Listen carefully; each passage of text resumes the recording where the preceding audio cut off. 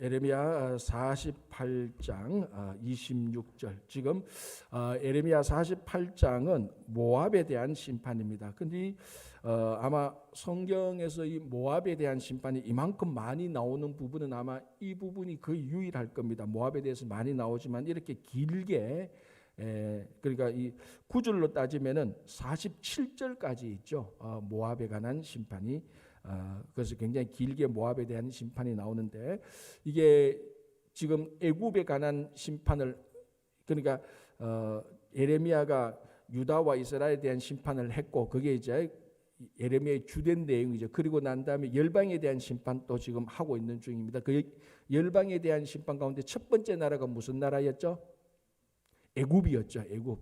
그 뭐 이스라엘과 항상 같이 있었던 애굽. 그리고 난 다음에 블레셋을 심판했습니다. 그죠? 그러니까 이게 지형적으로 보면은 애굽은 유다가 있는데 저 아래쪽 남쪽의 서쪽이죠. 남서쪽 저 아래쪽. 그리고 그쪽으로 애굽의 해안을 따라 쭉 올라오면 블레셋을 만나고, 블레셋을 이제 통과하면 해안 지역이 위로 올라오면 이제 유다, 이스라엘, 그리고 위로 해안 쪽으로 올라가면 이제 두로와 시돈, 이제 그렇게 큰 지도가 형성되고, 그리고 난 다음에 이제 바로 애굽을 심판하고 난 다음에 블레셋 지역을 말하고, 지금 48장에 모압을 말하고 있습니다. 제가 어제 모압, 암몬하고 에돔하고 약간 좀 헷갈리면서 말씀을 드렸던 것 같아서 다시 정리하면은, 가나안 지역의 요단강을 건너면은 이제 그쪽이 이방 지역인데, 그쪽에 갈릴리 북쪽 그 위쪽은 아람입니다. 그냥 아람 사람들이 쳐들어왔다 그럴 때도 이거 북쪽에서 쳐들어오는 그런 의미가 되거든요. 그리고 아람 밑에 같은 아자로 시작하는 암몬이 있고, 암몬 밑에 모압. 그러니까 모압은 그러니까 이거 수평적으로 따지면 사해 바다 바로 그 끝까지 나올 겁니다. 고한 중간점 나고, 그리고 그 다음에 에돔이 있습니다. 에돔. 그러니까 제일 밑에서 보면은 요단강을 건너 제일 밑에서 에돔, 모압, 암몬, 아람 이렇게 쭉 됩니다. 이제 이 지역은 아람 말고 에돔, 모압, 암몬은 이스라엘 백성들이 그 출애굽할 때 그 요단강으로 바로 건너지 않고 삥 둘러갔을 때 거쳤던 지역이 에돔, 모압, 암몬을 거쳐서 요단강을 건너서 가나안에 들어갔습니다. 그래서 지금 이제 요단강 동쪽에 있는 나라들을 하나님께서 예레미야를 통해서 심판을 하죠. 그 중에 첫 번째가 모압이고, 그 다음에 암몬, 그러니까 중간에 있는 모압, 그리고 북쪽에 있는 암몬으로 좀 올라갔다가, 그리고 난 다음에 에돔으로 내려옵니다. 그럼 모압에 대한 심판, 암몬, 그리고 에돔, 이렇게 되는데, 오늘 이제 모압, 어제 우리가 중간점 보다가 멈추었던 그 모압을 계속해서 보겠습니다. 자, 26절, 48장 26절. 모압으로 취하게 할지어다. 이는 그가 여호와에 대하여 교만함이라. 자, 모압이 하나님으로부터 심판받는 이유 중에 중요한 이유 중에 하나가 이 모압의 교만함입니다. 29절을 한번 볼까요? 29절도 그렇게 되어 있죠. 우리가 모압의 교만을 들었나니 심한 교만, 곧 그의 자고와 오만과 자랑과 그 마음의 거만이로다. 자, 42절 한번 볼게요.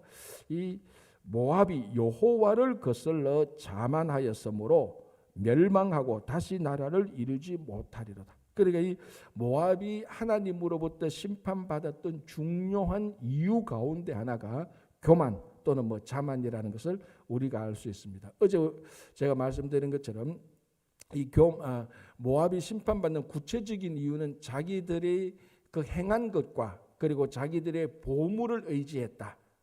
이렇게 말씀을 드렸습니다. 그래서 이 행한 것 가운데 하나가 자기들의 업적 행한 것, 이 가운데 하나가 자기들이 실제로 과거에 행해왔던 좋은 일들, 또는 자기들이 손으로 만들었던 것, 우상이라 그랬습니다. 그런 것들을 자기들이 자랑을 했고, 그리고 보물들을 자기들이 그 자랑을 했다라고 얘기했습니다. 그러니까 여러분 한번 생각해 보면은, 자기들이 옛날에 큰 좋은 일을 많이 했고, 그리고 물질, 그 자기 집안에 보물이 가득 있고, 또 자기가 잘 섬기는 좋은 우상들이 있고, 웬만한 사람이면은 이 정도 되면은 다 어디 가도 어깨 펴고 다 살 겁니다.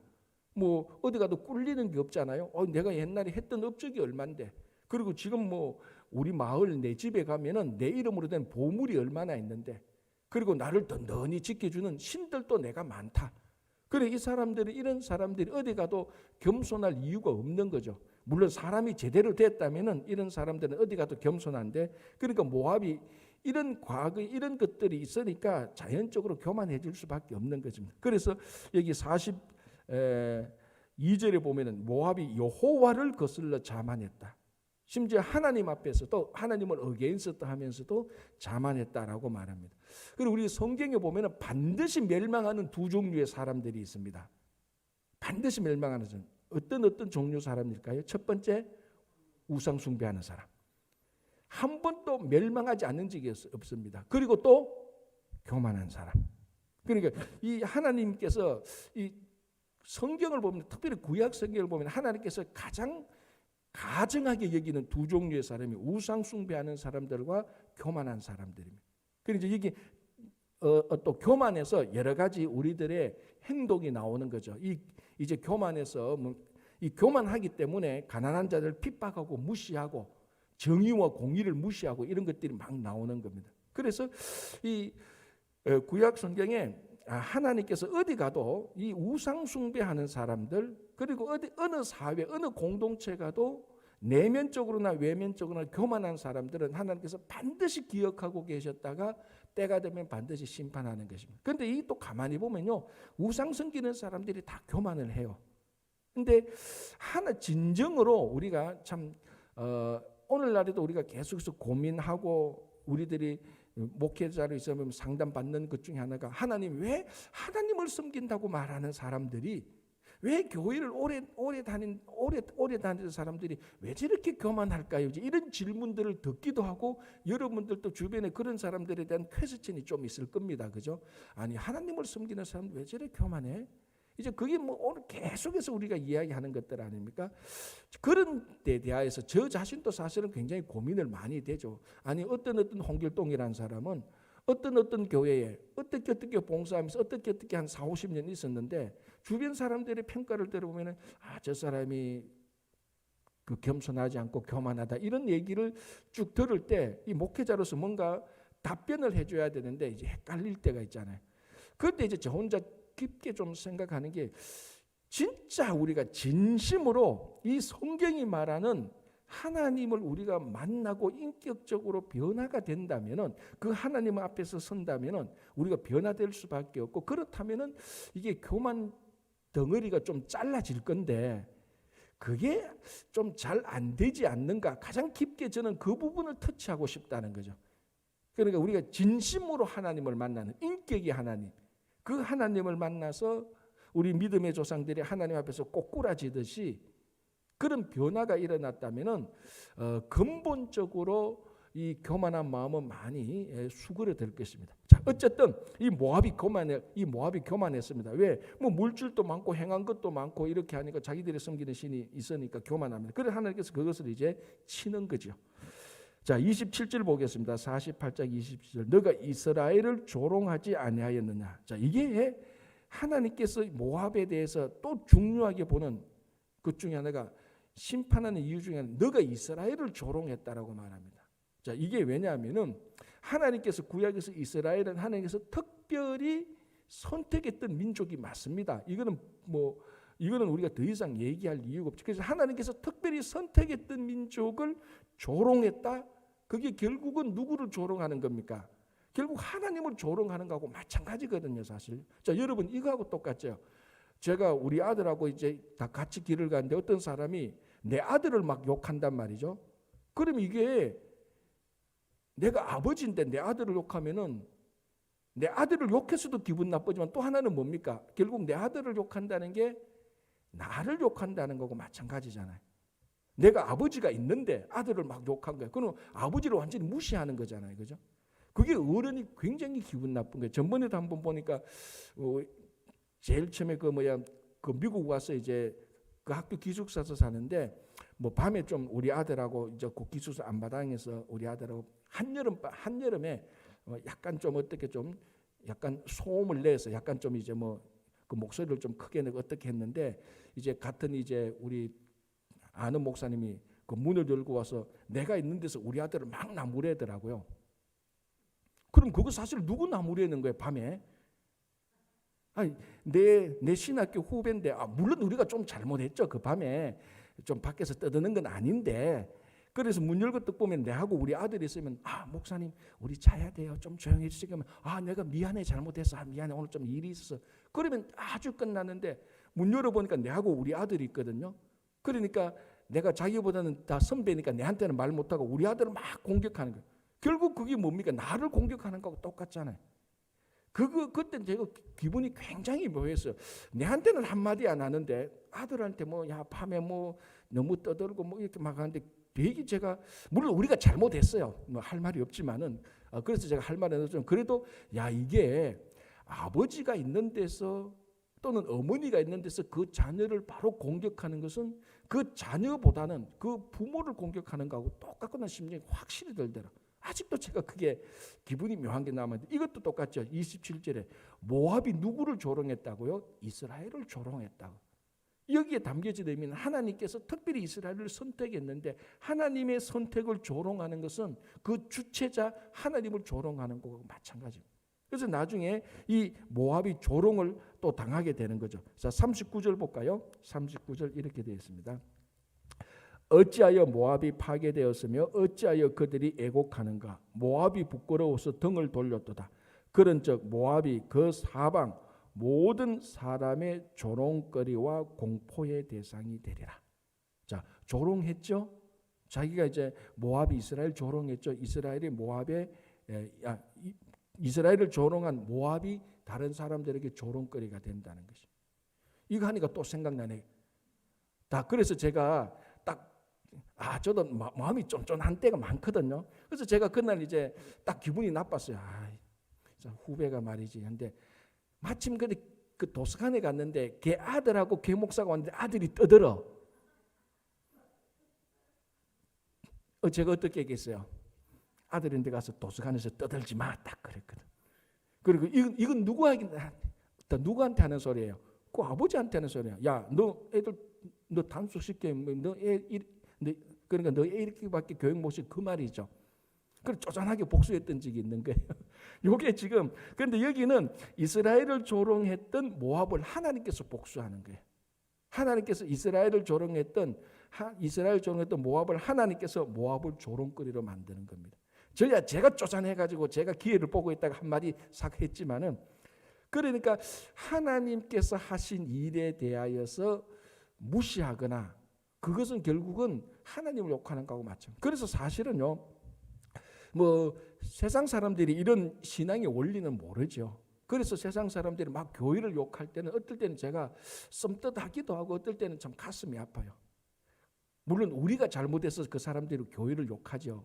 그 교회를 비난하는데 궁극적으로 보면 이 교회의 머리는 누굽니까? 예수 그리스도거든요. 물론 그 사람들이 그거는 모르죠. 모르지만 모름에도 불구하고 교회를 욕할 때는 교회의 머리든 예수 그리스도께서 욕됨을 받는다는 것입니다. 결국 이런 일이 일어나게 하는 것은 예수님 잘못도 아니고 세상 사람들의 잘못이기 전에 우리들의 잘못입니다. 그리고 이게 교회를 욕으로 먹는다는 것이 결국은 우리 때문에 하나님의 영광이 가려지는 것은 물론이고 예수 그리스도께서 수치를 느끼는 것하고 마찬가지입니다. 그렇죠? 자, 이제 좀 30절 볼까요? 여호와의 말씀이니라 내가 그의 노여워함의 허탄함을 아노니. 자, 여기서 그는 모압입니다. 지금 계속해서 모압을 만다. 내가 모압의 노여워함의 허탄함을 아노니 그가 자랑하여도 아무것도 성취하지 못하였도다. 자, 이게 막 심판이 다가올 때 이제 뭡니까? 노여움의 허탄함. 막 모압이 막 화가 나는 거죠. 왜 우리가 뭘 잘못했는데 이렇게 화를 받느냐. 그러나 그 심판 앞에서는 아무리 노여워해 본들 다 허무하다는 겁니다. 의미가 없다는 겁니다. 그 심판이 일어나기 전에 우리가 이렇게 하면 어떻게 될까 저렇게 하면 어떻게 될까 심판이 일어나기 전에 노여워할 때 그 노여움의 원인과 결과를 따지고 무슨 일이 일어날 수 있겠지만은 하나님의 심판이 났는데 인간이 노여워하면요 아무런 의미가 없다는 것입니다. 그리고 그가 자랑하여도 아무것도 성취하지 못한. 그래 하나님의 심판이 임할 때는 분노나 자랑이나 이런 것들이 아무런 의미가 없이 그리고 어제 말씀드린 것처럼 큰 홍수가 내려오는데 거기서 뭐 힘 좀 쓰거나 화를 내거나 그거 필요 없잖아요. 그냥 확 쓸려간다는 그런 심판의 내용을 말하고 있습니다. 자, 31절, 32절, 33절 보면 이 모압 땅의 포도가 아주 그 포도 농사가 잘 됐는가 봐요. 그러니까 하나님에 의해서 모압이 심판을 받으니까 이 잘 되던 포도 농사가 다 무너지고 다 없어집니다. 그러니까 하나님께서 그게 안타까운 겁니다. 그게 안타까워서 하나님께서 안타까워하는 그 내용들이 나는 거거든요. 31절, 32절, 33절, 34절까지 이렇게 나오는 겁니다. 이게 뭐냐면은 하나님께서 모압을 심판합니다. 하나님께서 모압을 심판하면서 심판하니까 당연히 그 안에 있었던 내용물들도 다 황폐해지죠. 그 가운데 모압의 큰 자랑거리가 될 수 있는 그 포도나무, 그 포도농사 그런 것들도 다 없어지는 겁니다. 그런데 그게 하나님께서도 안타까운 겁니다. 뭐냐면 이거하고 똑같은 겁니다. 부모가 말 안 들으면은 죄송합니다. 부모가 말 안 듣는 게 아니고 자녀가 말 안 들으면 부모가 해초리를 때립니다. 그러면은 해초리에 맞는 아이는 해초리에 맞았어도 아프고 자기가 잘못했어도 아프지만 결국 사랑하는 아들을 딸을 때려야 되는 부모의 마음이 훨씬 더 아프잖아요. 그런데 나중에 다 끝나면은 부모는 그 다음 날에도 아이고 내가 잘못했구나, 애들 괜히 때렸구나 그 마음이 남아 있는데 그 해초리 맞은 애는 뭡니까? 언제 해초리 맞았냐 아무 생각도 없이 그냥 또 다 똑같은 일을 반복하는 것처럼 그 해초리를 때린 부모의 마음이 계속 한탄하는 마음이 남아있는 것처럼 여기 31, 32, 34절 보면 하나님께서 모압을 심판했지만 그 모압의 큰 자랑까지 그 포도 농사, 포도 열매까지도 다 없어지는 걸 보면서 하나님께서 지금 모압에 그렇게 귀한 것을 줬는데 심판으로 인하여서 심판받을 수밖에 없는 심판으로 인하여서 그런 것들이 사라지는 것에 대한 하나님 그러니까 아버지로서 심판자로 통치자로서의 안타까운 마음이 나와 있습니다. 그러니까 이거하고 똑같습니다. 우리가 하나님으로부터 징계를 받을 때 그 징계를 하는 하나님의 마음은 기쁘다, 더 슬프다, 우리보다 더 슬프다는 것입니다. 그렇죠? 자, 36절 계속해서 모압의 얘기가 나오는데요. 자, 36절 끝부분에 이렇게 되어 있습니다. 그가 모은 재물이 없어졌습니다. 우리가 이 모압이 자기가 가지는 보물, 보물 또는 이 재물을 자랑했는데 결국 나중에 심판 때는 이런 재물도 없어질 것이라고 말하고요. 모압에 대해서 재미있는 표현이 있습니다. 38절을 볼게요. 모압의 모든 지붕과 거리 각처에서 슬피 우는 소리가 들리니 내가 모압을 마음에 들지 않는 그릇같이 깨뜨렸습니다. 하나님께서 모압을 심판하는 것을 토기장이 비유 비슷하게 나오죠. 토기장이가 토기를 만들었을 때 우리가 볼 때는 이쁜 토기인데 어떤 연유든지 몰라도 토기장이가 볼 때는 마음에 안 들었단 말이죠. 어떻게 합니까? 그냥 깨트리는 겁니다. 그럼 우리가 묻습니다. 아니 주인장 이 토기 참 이쁜데 색깔도 있고 좋은데 한데 주인장이 말하기를 토기장이 말하기를 아니요 요건 요 부분에 있어서 잘못된 거예요. 그래서 내가 깨트린 거예요. 그럼 우리가 공격할 수 있습니까? 왜 당신이 이런 걸 깨트리냐고 공격 못하죠. 토기장이 자기 절대 주권으로. 그러니까 모압이 하나님의 마음에 들지 않는 그릇이에요. 모압이. 그래서 하나님 이 모압을 마음에 들지 않는 그릇같이 깨뜨렸다. 그러니까 결국은 이 모압이 당하는 그 고난에 대한 심판주는 토기장이와 같은 하나님께서 심판을 하신다라는 것을 얘기하고 있습니다. 자, 46절을 볼게요. 모압이여 너에게 화가 있도다. 그모스의 백성이 망하였도다. 자, 여기서 그모스의 백성은 누구를 말하는 거죠? 모압 사람들이죠.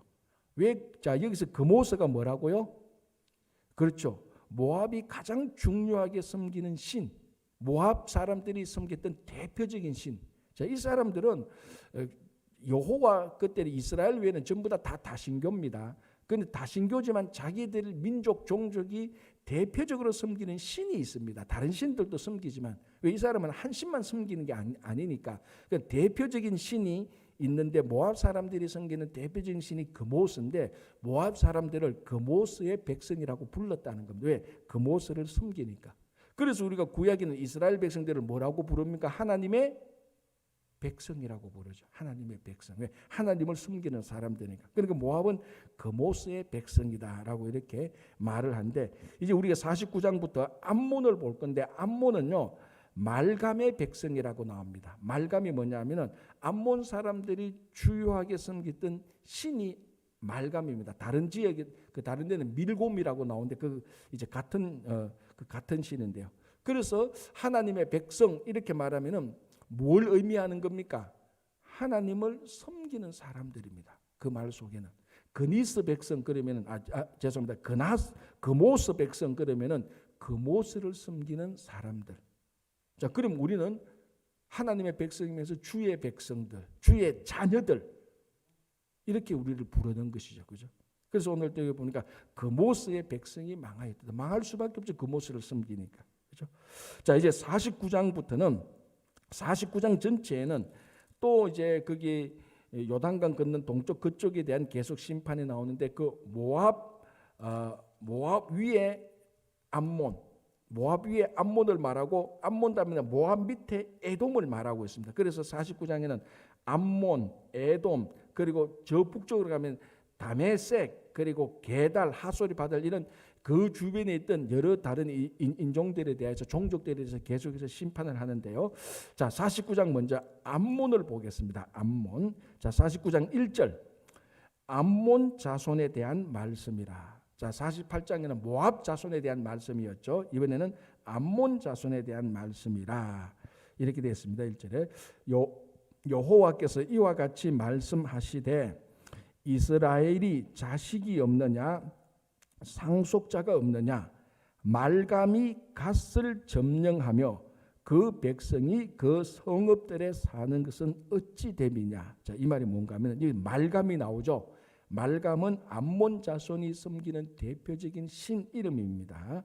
이게 다른 데서는 밀곰이라고도 나옵니다. 자, 자음은 똑같죠. 말감의 자음과 밀곰의 자음은 똑같죠. 모음이 약간 차이가 나죠, 그죠? 그러니까 같은 신입니다. 자, 말감이 갓을 점령하여, 자 무슨 말인가 하면은 여러분 그 요단강 동쪽에는 두 지파 반이 땅을 분배받았습니다, 그죠? 그 12지파가 땅을 받을 때 그때 요 암몬 지역에는 갓 지파가 땅을 분배받았습니다. 요 암몬 우리가 말하는 암몬 지역. 그런데 여기서 원래 하나님께서 원래는 이 땅을 그러니까 출애굽할 때 약속했던 가나안 땅은 요단강 그 안쪽 그러니까 요단강 서쪽의 땅인데 이게 다 정복하다가 요단강 건너가기 전에 그쪽 땅이 좋으니까 그러니까 보십시오. 이게 모압 지역에 그 포도 농사가 잘 됐을 만큼 땅이 아주 풍성했다고요. 그 모압 지역 이쪽에는. 그러니까 두 지파 반이 우리가 여기서 살겠다라고 말하니까 르우벤 갓하고 그 므낫세 반 지파가 르우벤 지파 갓 지파하고 므낫세 반 지파에게 그 땅을 분배해 줍니다. 하나님께서. 그때 그 갓 지파가 분배받은 땅이 바로 요 암몬 자손이 살고 있는 땅이었습니다. 그런데 이제는 원래 하나님께서 그 땅을 갓 지파에게 주셔서 그 땅을 갓이 다스리고 살도록 했는데 지금 예레미야 때는 그 땅을 누가 점령했다고요? 말감이 갓을 점령해서 살고 있다는. 그리고 말감이 뭐냐면 암몬 자손들이 섬기는 신. 그러니까 이 갓이 분배받은 그 땅, 하나님의 땅, 하나님의 나라가 돼야 될 그 땅이 말감, 암몬 자손이 말감을 섬기는 우상을 섬기는 사람들이 다 점령하고 있었다. 그걸 한탄하는 겁니다. 그래서 뭐라고 말하면 이스라엘이 도대체 자식이 없어서 이스라엘의 상속자가 없고 자식이 한 명도 없어서 이 갓 땅을 말감이 점령하도록 놓아두었느냐 이렇게 한탄하는 겁니다. 그렇죠? 자, 그래서 하나님께서 분배해 준 땅을 끝까지 사실은 지키고 있었어야 되는 것입니다. 그러니까 그 요단강 동쪽의 두 지파 반을 하나님께서 허락해 주시면 두 지파 반이 그 땅을 계속 지키고 그 땅에서 하나님을 섬기는 땅, 하나님을 섬기는 공간으로 만들어야 될 의무가 신앙적인 의무가 있는 거죠. 그래서 하나님께서 그 땅을 주신 것입니다. 그런데 이게 지금 예레미야 때 보니까 암몬 자손이 그 땅을 떡하니 차지하고 있었다는 것을 지금 한탄하고 있는 것입니다. 자, 이게 어떻게 가만히 생각하면 오늘날 우리가 이민자들이 미국 와서 우리가 각지에서 주어진 이 땅 이곳에서 우리가 건물을 짓고 땅을 마련하고 그래서 여기서 우리가 하나님을 섬기겠다. 하나님을 섬기는 그 공간으로 마련해 놓은 것, 하나님께서 우리들에게 분배해 준 땅, 이것을 우리가 당연히 지켜야 되면 당연하고 우리 자녀들이 계속해서 하나님을 섬기는 땅으로 지키고 확장해 나가야 되는 것입니다. 자칫하면 이 갓지파에게 분배된 이 땅을 암몬 자손에게 지금 다 빼앗겨 버렸잖아요. 지금 그걸 말하는 겁니다. 원래 하나님께서 너희들에게 이 땅을 갓지파에게 줬는데 왜 지금 보니까 말감, 우상을 섬기는 사람들이 너희 땅을 다 점령했느냐라는 그 책망조가 여기 들어가 있는 것입니다. 그래서 우리가 우리가 이곳에 와서 미국에서 하나님께서 우리에게 주신 그 물리적인 공간에 우리가 하나님을 섬기는 이 땅을 계속해서 잘 유지할 수 있도록 그렇게 해야 되는 것을 말하고 있습니다. 자, 49장 3절 볼게요. 3절 끝부분에 이렇게 되어 있습니다. 말감과 그 제사장들과 그 고관들이 다 사로잡혀 가리로다, 이렇게 됐습니다. 말감과 그 제사장들. 자, 여기서 제사장들은 말감을 섬기는 그런 제사장들을 말하는 것이죠. 자, 48장 7절을 한번 보시기 바랍니다. 앞에 48장 7절 모압에 대해서 하나님께서 말씀하실 때 48장 7절 제가 읽어볼게요. 너가 너의 업적과 보물을 의뢰함으로 너도 정복을 당할 것이라. 그모스는 그의 제사장들과 고관들과 함께 포로되어 갈 것이라. 자, 그리고 다시 49장 3절 끝부분에 말감과 그 제사장들과 그 고관들이 다 사로잡혀 가리로다. 무엇을 알 수 있습니까? 똑같은 표현이죠. 신만 바뀌었어요. 모압에는 그모스와 제사장들과 고관들이 다 사로잡혀 갈 것이다. 암몬에게는 그모스 대신에 말감과 제사장들과 그 방백들은 고관들은 다 잡혀갈 것이다. 그러니까 이게 뭡니까? 우상을 섬겼던 사람들, 그리고 우상 숭배를 했던 사람들, 그리고 우상 숭배하는데 직접적인 관여했던 봉사자들, 그러니까 우상 섬기는 그 나라에서 고관들, 이 사람들 하나님께서 다 지금 똑같은 표현으로 심판을 하는 겁니다. 그모스와 제사장들과 고관들이 사로잡혀 갈 것이다. 말곰과 제사장들과 그 고관들이 사로잡혀 갈 것이다. 그러면은 오늘날 우리들이 섬기고 있는 수없이 많은 신들, 이런 직접적인 종교적인 신들 외에 쇼핑 신들, 스포츠 신들, 물질의 신들, 취미 신들, 수도 없이 많은 신들이 있습니다. 우리는 사람들이 우상을 섬기지 말라고 말 때 우상은 종교적인 신들만 많이 생각하는 경향들이 있어요. 나는 불교의 부처는 섬기지 않고, 나는 이슬람의 알라는 섬기지 않고, 나는 성황당의 어떤 악한 신들을 섬기지 않기 때문에 우상을 섬기지 않는다. 그런 종교적인 신들만 우상으로 규정하는 경우가 있는데, 실제적인 우상은 종교적인 신들이 아니고 우리 일상적인 삶 속에 배어 있는, 그리고 굳이 표현하자면 일상의 신들, 우리 삶의 신들, 쇼핑하는 것, 취미생활하는 것, 그 자기 하고 싶은 일을 하는 것, 이런 종교적인 신들 외에 다른 종류의 많은 종류의 신들이 우리한테는 표나지 않게 드러납니다. 종교적인 신들은 표가 확 납니다.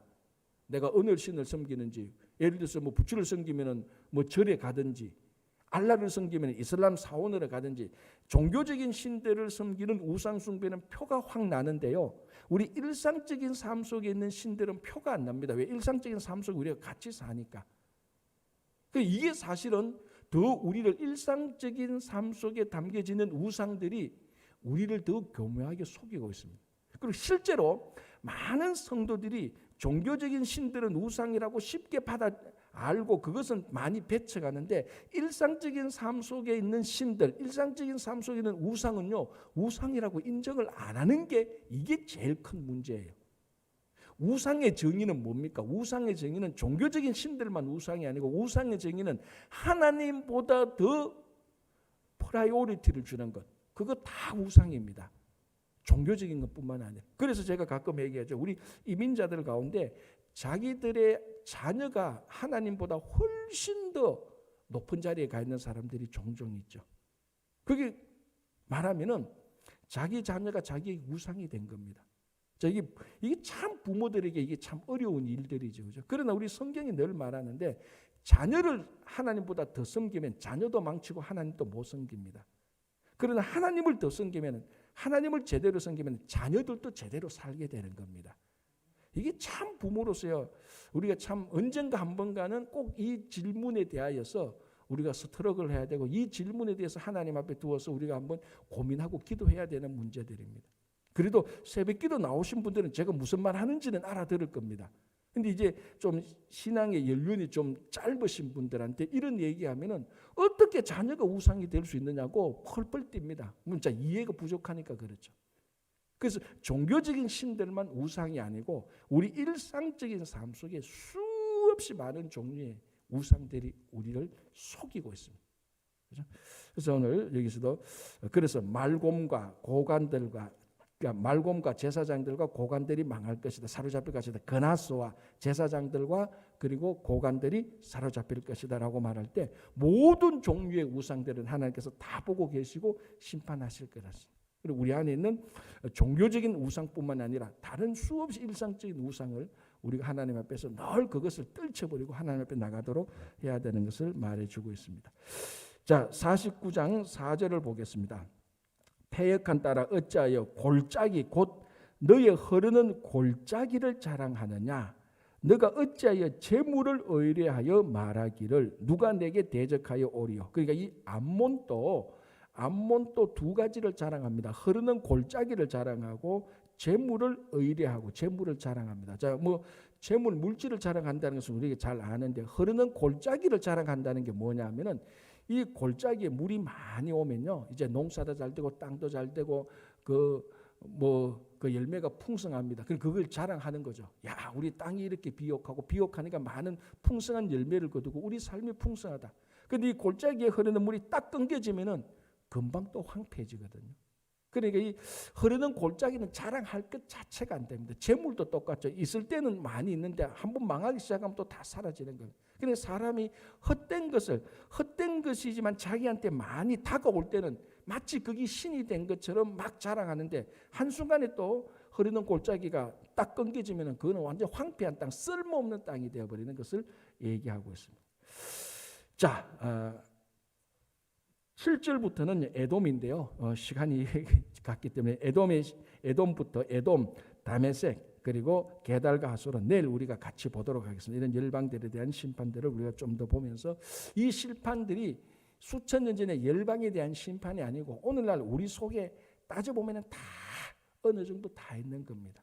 그래서 여기서 우리가 우리 안에 이런 것들을 하나님께서 심판하시기를 원하는구나. 그래서 그런 것들을 계속 잘라내고 끊어내고, 그래서 없을 때 우리가 더 하나님께 온전히 나가는, 정말 하나님 기뻐하시는, 하나님께서 보시기에 좋은 그릇, 잘못된 그릇이 아니고 좋은 그릇이 되시는 여러분 되시기를 바랍니다. 기도하겠습니다.